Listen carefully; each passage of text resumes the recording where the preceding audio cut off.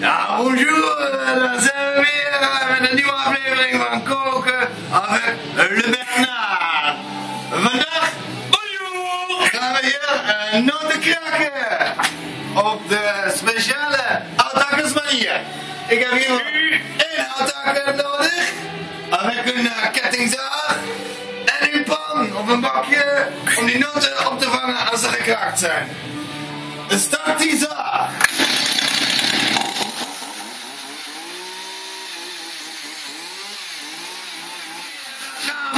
Dit wordt te gek.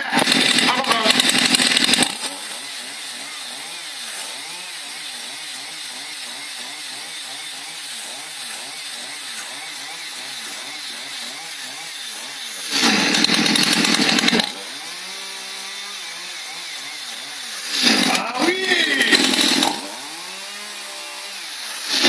Zoals je ziet, vers gekraakte noten. Bonbon, even proeven.